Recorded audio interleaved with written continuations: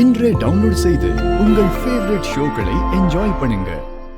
Sir இப்போ கொஞ்ச நாளாக பார்த்தீங்கன்னா அவன் வந்து ஃபோன் பண்ணி முடித்த பிறகு ஒரு செகண்ட் விட்டு தான் ஃபோனை கட் பண்ணுவான். இப்போ ரீசெண்டாக ஒரு 2 வீக்ஸ் அல்லது 3 வீக்ஸாக ஸ்பாட்டில் கட் பண்ணுறான். அப்படி பண்ணவே மாட்டான் சார். யார் ஃபோன் பண்ணாலும் என்ன மூஞ்சில் அடிக்கிற மாதிரி டக்குன்னு வைக்கிறீங்க அப்படின்னு சொன்னாலும் இப்போ அவன் எனக்கு அப்படி பண்ணுறான் சார். எனக்கு அது ரொம்ப ஒருவேளை பையன் எங்கே லவ் கிவ்னு போயிட்டானோ என்னமோ அப்படின்னு ஒரு பயமாக இருக்குது சார் எனக்கு. சார் அவங்க தான் லைஃப்பில் ஒரு முக்கியமான திங்ஸ் ஸ்பாயில் ஆனதே ரீசன் வந்து பார்த்தா அவங்க தான். ஏன்னா நான் வந்து பார்த்தா ஒரு ரிலேஷன்ஷிப்பில் இருக்கிறேன் அப்படின்னு சொல்லி பேரண்ட்ஸ் கிட்ட நான் ஓப்பன் அப் பண்ணி சொல்கிறேன், சரி ஃபியூச்சரில் எந்த பிரச்சனையும் வரக்கூடாதுன்ட்டு. அதுனா என்ன ஒரு 20 வயசு இருக்கும் அந்த டைமில். 20 வயசுல உனக்கு டிசிஷன் மேக்கிங் கிடையாது. 25 வயசுக்கு மேலே தான் உனக்கு ஒரு மெச்சூரிட்டி வரும்ன்ட்டு என்னோட லவ் லைஃபே வந்து பார்த்தா அவங்களால தான் நான் க்ளோஸ் பண்ணேன், இது வேலைக்கு ஆகாது அப்படின்ட்டு. அப்படி இருக்கிறப்போ இதுக்கப்புறம் நான் யாரை லவ் பண்ண முடியும்? எனக்கு இந்த மைண்ட் செட்டு வரல எனக்கு. என்ன சார் வெங்காயம் லவ் நாம என்ன சார் அத்தனை பார்த்தோம், குறைப்பிரசத்தில் பார்த்து 1.5 கிலோ வளர்த்தி 80 கிலோ ஆக்கி இம்பிட்டு பண்ணி வச்சிருக்கோம். லவ் பொண்ணு பார்த்து கல்யாணம் பண்ணி வைக்க மாட்டேன் சார் நானு. இல்லம்மா, இது வந்து ரொம்ப பழைய சிந்தனை. நீங்க யோசிச்சு பாருங்க, எவ்வளவு பழைய சிந்தனை. நல்லது கெட்டது தெரியுமா சார் அவங்களுக்கு? ஒண்ணு இல்ல, 18 வயசுல பையன் ஓட்டு போடுறான். நாட்டுக்கு எந்த தலைவன் வேணும்னு யோசிச்சு ஓட்டு போட முடியுது. அவனுக்கு என்ன வேணும் யோசிக்க மாட்டானா?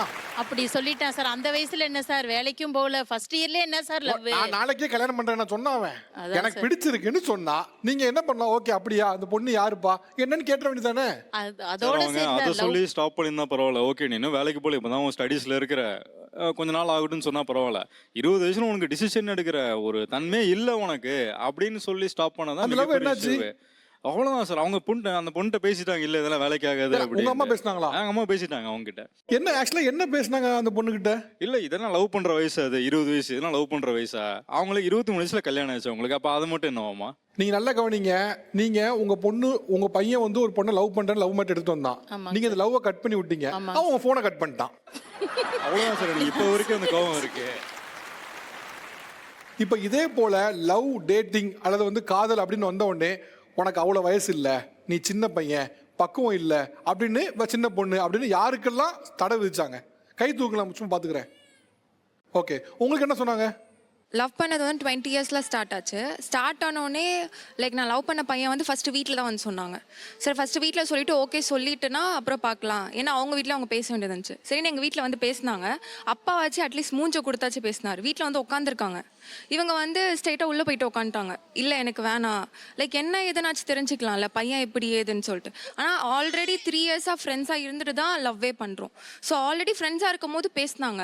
லவ்னு வந்ததுக்கப்புறம் பேசக்கூட இல்லை. இல்லைப்பா நீ இல்லை செட் ஆகாது, எப்படியோ லவ் பண்ணால் பிரேக்கப் தான் ஆகும், கல்யாணம் வரைக்கும் போகாது அப்படி இப்படின்னு சொல்லிட்டாங்க.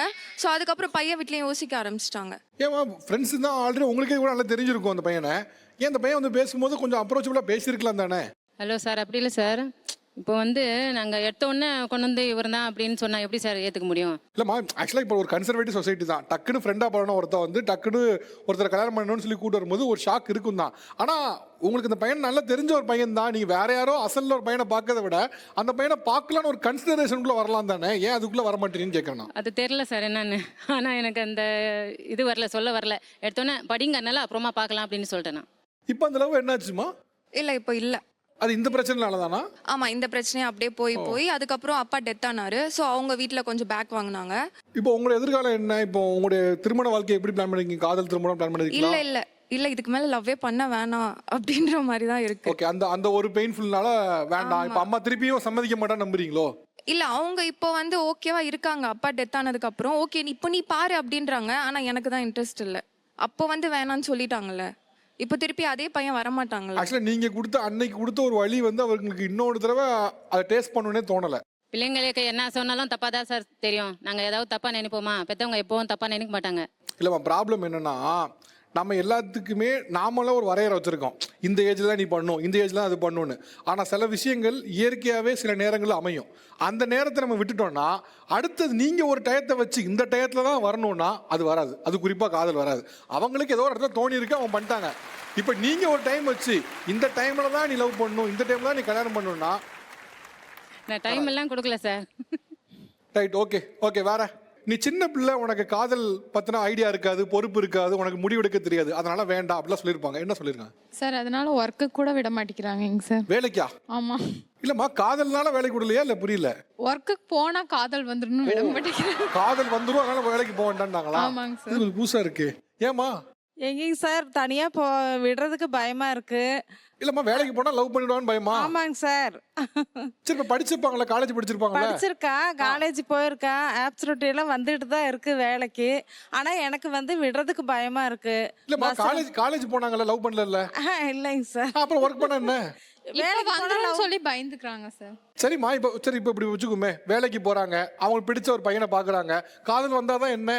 இல்லைங்க சார், நான் வந்து அரேஞ்ச் மேரேஜ் தான். அதே மாதிரி பொண்ணும் இருக்கணும் அப்படின்னு சொல்லி என்னோட. சரி நீங்க அரேஞ்ச் மேரேஜ் பண்ணிருக்கலாமா? அதுக்கு அவங்களும் அரேஞ்ச் மேரேஜ் தான் பண்ண என்ன அவசியம் இருக்கு? அதான் அந்த மாதிரி தான் எனக்கு தோணுதுங்க சார். அவ சொல்றது வந்து புத்திக்கு புரியுதுங்க. பிள்ளைக்கு பிடிச்சிருந்தாதான் அவன் நல்லா சந்தோஷமா இருப்பா அப்படின்னு புத்திக்கு தெரியுதுங்க. மனசை ஏத்துக்க மாட்டேங்குது. உங்களுக்கு என்ன விருப்பம்? காதல் திருமணமா அரேஞ்ச் மேரேஜா? லவ் மேரேஜ்ல இன்ட்ரெஸ்ட் இருக்குங்க சார். ஆனா அவங்க ஒத்துக்க மாட்டாங்கங்கிற பயம் அதிகமா இருக்கு.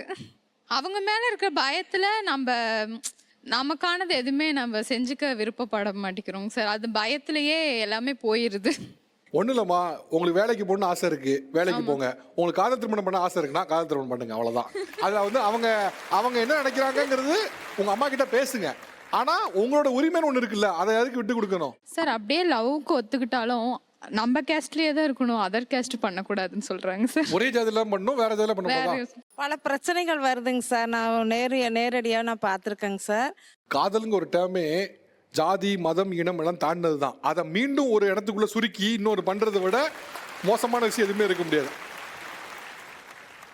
ப்ரெக்னென்ட் பீரியடில் ரொம்ப கஷ்டம் சார். ப்ரெக்னென்ட் பீரியட் ஆக்சுவலாக அந்த டெஸ்ட்டு கார்டு கிட்டு போட்டது அதை கூட நீ என்கிட்ட தான் ஃபஸ்ட்டு சொல்லணும், உன் ஹஸ்பண்ட்டை சொல்லக்கூடாதுன்னு சொல்லி அதுக்கு ஒரு அந்த 2 கோடு வரதுயா? அந்த 2 கோடு வரதா? ஏம்மா? எனக்கு ஒரு பயம், இவளே குழந்தையா இருக்காளே கரெக்டா எனக்கு என்ன அவள்கிட்ட ஏதாவது சொல்லிட்டு பயந்துருவாளோ. அதை முதல்ல ஹஸ்பண்ட சொல்றதுனா சந்தோஷம், அதுதானே ஒரு பர்சனலா இருக்கும். அது நான் முதல்ல சொல்லிட்டேன், அவன் என் மருமகன்ட்டே சொல்லிட்டேன், கோச்சுக்கிறாதீங்கப்பா, நீங்க கோச்சுக்கிட்டாலும் பரவாயில்ல, அவள் ப்ரெக்னன்சி ஏதாவது ஆயிடுச்சு கன்ஃபார்ம் ஆயிடுச்சுன்னா கண்டிப்பா நீங்க ஃபர்ஸ்ட் என்கிட்ட தான் சொல்லணும். நான் உங்களை அது என்ன எனக்கு அந்த இதை விட்டு கொடுக்கவே முடியல சார். அது நான் மருமகன்ட்டே ஓப்பனாவே பேசிட்டேன், கோச்சுக்காரங்க எனக்கு தான் கன்ஃபார்மா. இப்போ நீங்க யோசிச்சு பாருங்களேன், இப்போ உங்க மருமகன் வந்து ஏதோ ஒரு நல்ல ஒரு அண்டர்ஸ்டாண்டிங் கேரக்டரா இருக்க போய் அவரால் ஏத்துக்க முடியுது.